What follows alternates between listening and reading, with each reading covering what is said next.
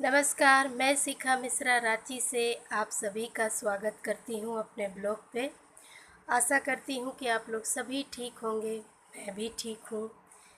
तो आजकल का मौसम बरसात है और मौसम त्योहारों का है। हाल में अब जन्माष्टमी आने वाली है, तो उसी के बारे में मैं आप लोगों को जानकारी देना चाहती हूँ कि किस तरह से आप जन्माष्टमी मनाएं, विधि पूर्वक पूजा करें, किस तरह से पूजा करें। इस तरह से करें कि भगवान आपसे खुश हो जाए, आपकी इच्छा पूर्ति करें। तो अगर आप विधि विधान से पूजा करेंगे, सच्चे मन से करेंगे, पूरे विश्वास लगन के साथ करेंगे, तो भगवान आपसे ज़रूर खुश होंगे और आपको वरदान देंगे। तो इस बार 2020 में जन्माष्टमी दिन मंगलवार को हो रहा है, तो और बुधवार के दिन भी हो रहा है, लेकिन आधा समय पे हो रहा है। इसलिए जो लोग व्रत करना चाहते हैं वो लोग मंगलवार को ही करें और विधि पूर्वक पूजा करें। तो सबसे पहले तो आप व्रत करते हैं, जो महिलाएं या जो भी जेंट्स, बच्चे, जो भी, क्योंकि इस त्यौहार को सब कोई मनाते हैं और सभी अच्छे से पूजा करते हैं। इसलिए मैं आप लोगों से कहना चाहती हूँ कि आप लोग विधि पूर्वक कैसे पूजा करें। तो सबसे पहले तो जो उपवास करेंगे, जो फास्ट करेंगे, वो नहा धोकर, अच्छे कपड़े पहनकर, साफ सुथरे धुले हुए। एक चीज़ मैं बताना चाहती हूँ कि अगर आप नए कपड़े पहनेंगे तो और भी अच्छे हैं, क्योंकि वो पूर्णतः साफ सुथरे रहते हैं, अच्छे रहते हैं, तो आप उसे पहने। और इसके बाद मैं बताती हूँ कि कृष्ण भगवान की जो भी पूजा सामग्री है उसे आप एक थाली में, पीतल की थाली हो, स्टील की थाली हो, चाहे जिस तरह की भी आपकी थाली हो जिसमें आप पूजा करते हैं, उसमें सारा सामान, पूजा का सामग्री, जैसे पूजे की सामग्री में क्या क्या होता है ये मैं आपको बता देती हूँ।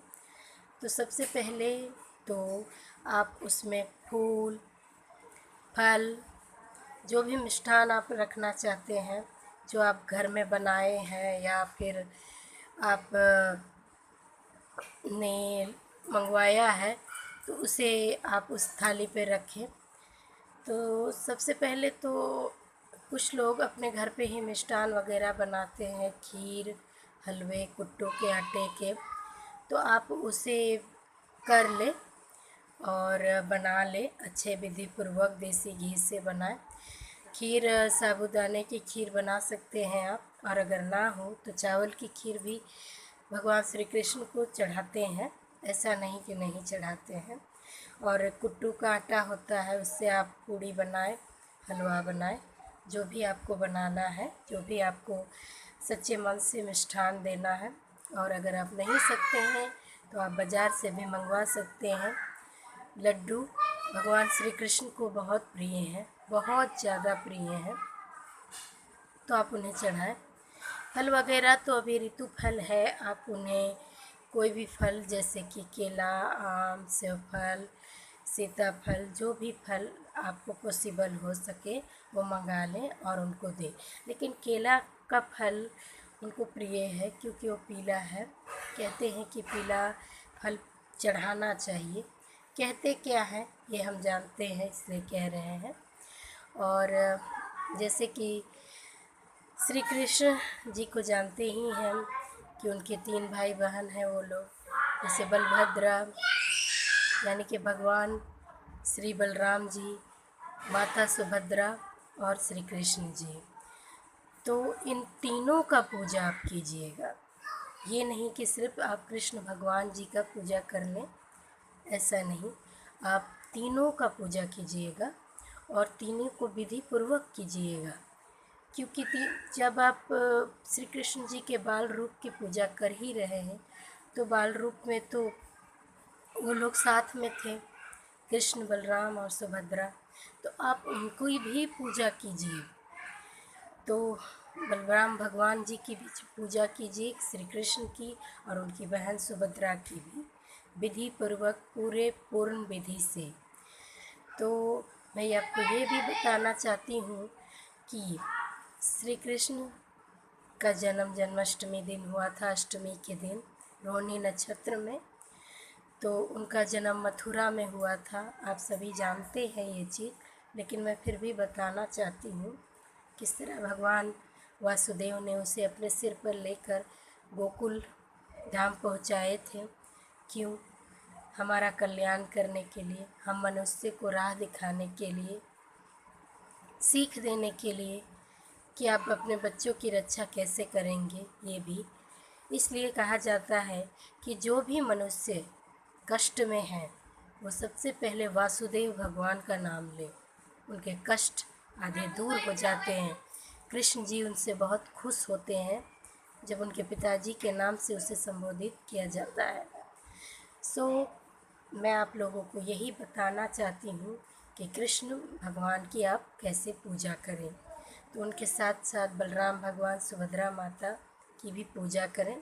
साथ ही नंद जी, यशोदा जी, देवकी जी का भी आप आह्वान करें।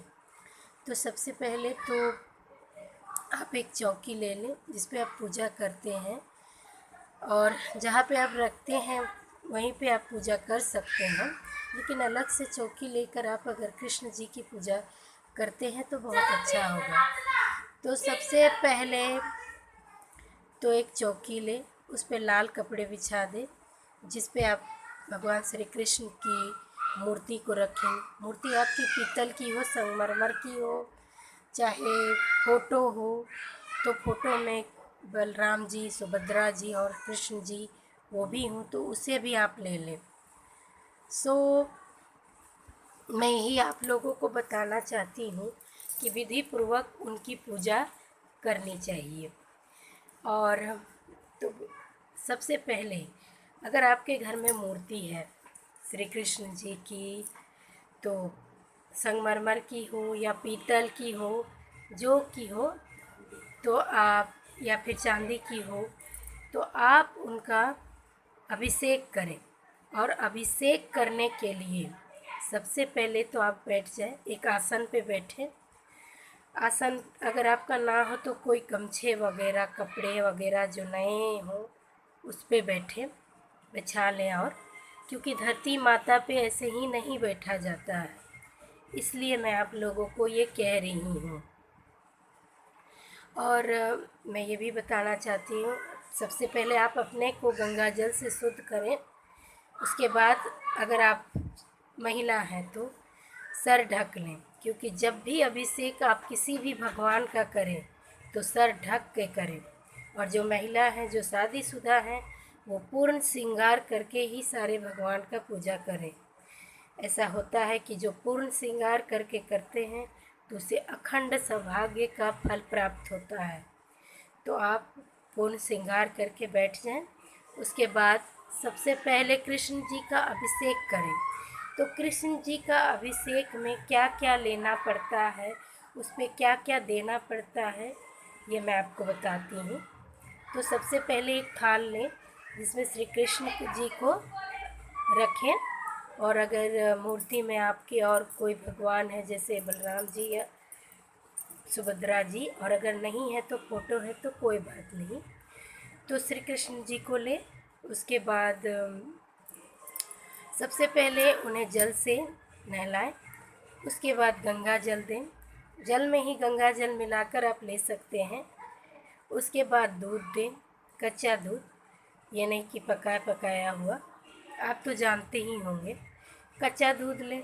उसके बाद दही लें, मधु लें, माखन लें, घी लें। उसके बाद उसमें सभी में उनको नहलाएं। और तुलसी के पत्ते ज़रूर लें, तुलसी के पत्ते बिना ये अभिषेक अधूरा माना जाता है, इसलिए उसे ज़रूर लें। उसके बाद विधि पूर्वक स्नान कराकर उन्हें एक साफ सुथरे कपड़े से उनके शरीर को पोंछ दें और पुनः उस जगह पर स्थापित करें जहां आप उनकी पूजा करेंगे। उसके बाद उनको क्या करें, वस्त्र पहनाएं, मुकुट पहनाएं, हार पहनाएं, जनेऊ पहनाएं। सबसे पहले आप जनेऊ ही पहनाएं। उसके बाद जनेऊ ज़रूरी है, जैसे बलराम भगवान को भी आप जनेऊ अर्पित कीजिएगा। हार सुभद्रा माता को भी और बलराम भगवान को भी। उसके बाद मैं आपको बताती हूँ कि सबसे पहले कृष्ण जी को स्थापित करें। एक चीज़ मैं और बताना चाहती हूँ, चाहे आप किस भगवान की भी पूजा करें, लेकिन सबसे पहले आप गणेश जी की पूजा कर लें, उसके बाद किसी और भगवान की पूजा करें। क्योंकि आप जानते हैं कि सबसे पहले गणेश जी का ही आवाहन किया जाता है, क्योंकि उनको प्रथम पूजनीय माना गया है। इसलिए आप उनकी पूजा पहले करें, उसके बाद आप किसी और भगवान की पूजा करें। तो कृष्ण जी की पूजा करने से पहले आप गणेश जी की पूजा ज़रूर करें। उसके बाद कृष्ण जी का ध्यान करके उनको सबसे पहले तो आपने नहलाया है, लेकिन फिर भी उनके पानी की छींटे दें, उनको तिलक करें। तिलक में आप रोड़ी, केसर, चंदन लें, हल्दी, कुमकुम सभी से उनको तिलक करें। माता सुभद्रा को सिंदूर लगाएं और कृष्ण जी, बलराम जी को भी वैसे ही तिलक करें जिस तरह से कृष्ण जी को किया आपने। और जब भी आप तिलक करें तो चावल लेते हैं, तो चावल पीले रंग के ले, आप उसे हल्दी से लगाकर उसे बना लें। क्योंकि सिर्फ सफ़ेद चावल भगवान भोलेनाथ को समर्पित की जाती है, बाकी ये सब चीज़ें पीले चावल ही लिए जाते हैं। तो ये करें और फिर सभी को वस्त्र पहनाकर विधिपूर्वक पूजा करके एक अखंड दीप तो नहीं, मतलब दीप एक बना लें देसी घी का, और उनकी आरती पूजा करें। सारे मिष्ठान उसके बाद चढ़ाएं, और जो जिस पे आपने अभिषेक किया है वो तो पंचामृत बन जाता है। तो सब कुछ पूजा वूजा हो जाने के बाद उस पंचामृत को आप पीकर अपना व्रत खोलें, पानी पिएं, ये सब करें। तो और एक चीज़ मैं आपको बताना चाहती हूँ कि सुभद्रा माता को आप श्रृंगार के हर चीज़ चढ़ाएं, जैसे बिंदी हुआ, कुमकुम हुआ, सिंदूर हुआ, अलता हुआ, मेहंदी हुई, नेल पॉलिश हुई, लिपस्टिक हुई, महवर हुआ। तो बिछुए भी आप दे सकते हैं। बिछुए देना बहुत शुभ माना जाता है, क्योंकि वो सुहाग की बिल्कुल निशानी है। और एक चीज़ बोलते हैं, लाल चूड़ी ज़रूर देनी चाहिए। हो सके तो शाखा चूड़ी भी आप चढ़ा सकते हैं अगर अवेलेबल हो तो। उसके बाद आप क्या करें, सुभद्रा माता का भी आह्वान करें, बलराम जी का भी आह्वान करें और श्री कृष्ण का आह्वान करें, और तीनों को आप पूजा करें, बुलाएं कि हे भगवान, मुझे सारे कष्टों से दूर कीजिए, मेरी पुकार सुनिए और यहाँ पे स्थापित होकर हमें आशीर्वाद दीजिए। तो विधि पूर्वक आप पूजा कीजिए, मिष्ठान वगैरह चढ़ा लीजिए, फल वगैरह चढ़ा लीजिए और सभी को भोग लगने दीजिए। भोग लगने के बाद उसके बाद 12 बजे की एक आपको मैं उपाय बताऊंगी, जैसे कि उपाय जिससे आपके कष्ट दूर होंगे।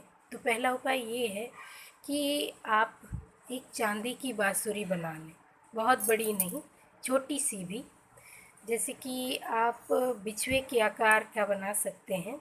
जितने दाम में आप बिछुए लेते हैं उतने दाम में आपको बांसुरी भी मिल जाएगी। तो उस आकार का ही, छोटे से ही आप लें और उसको चढ़ाएं। कहते हैं कि उस बांसुरी को जब पूजा हो जाने के बाद दूसरे दिन उठाकर अपने जहाँ पैसे रखते हैं या फिर पर्स पर रखने से धन हानि कभी नहीं होता है, धन संपत्ति हमेशा बढ़ी रहती है।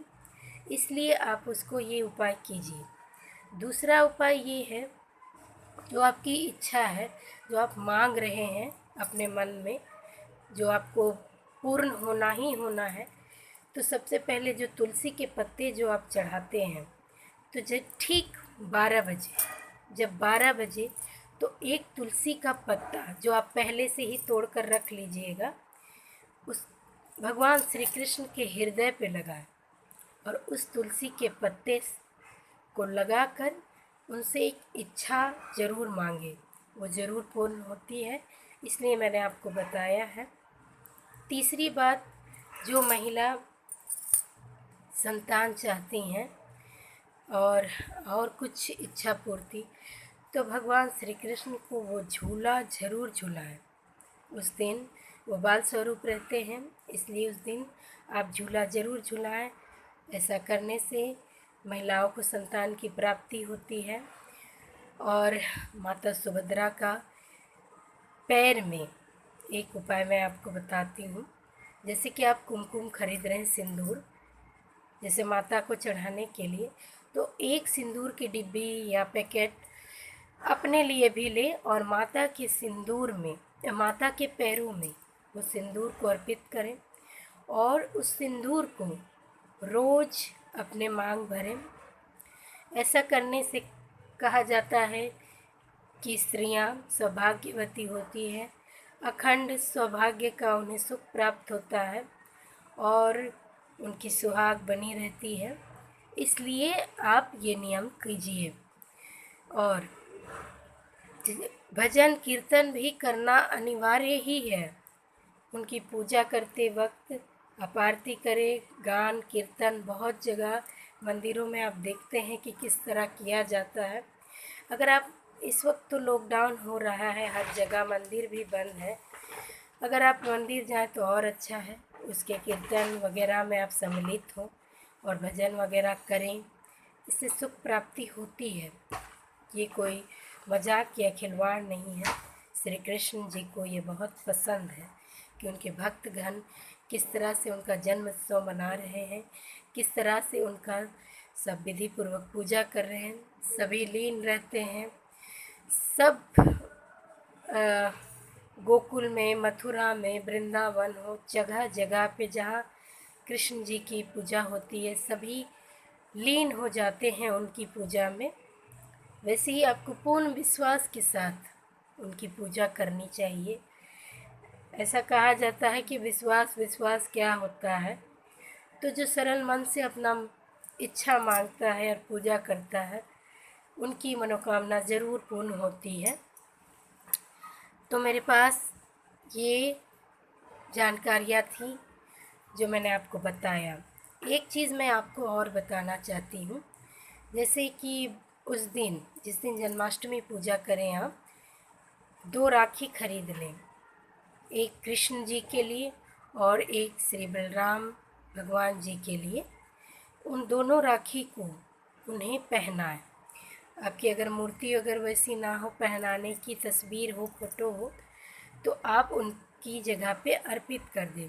वो भगवान हैं, वो समझ जाएंगे कि आपने उन्हें राखी बांधने के लिए अर्पित किए हैं। वो लेंगे, स्वीकार करेंगे। इससे क्या होता है, आपका भी एक बंधन उनसे जुड़ जाता है, भाई बहन का बंधन जुड़ जाएगा। इससे आपकी बहुत मंगल कामना होती है, इसलिए इसे दिया जाता है। और अभी ही कुछ दिन पहले ही राखी हुई है, लेकिन राखी चढ़ाना बहुत अच्छा और शुभ माना जाता है, इसलिए आप उसे ज़रूर दीजिएगा।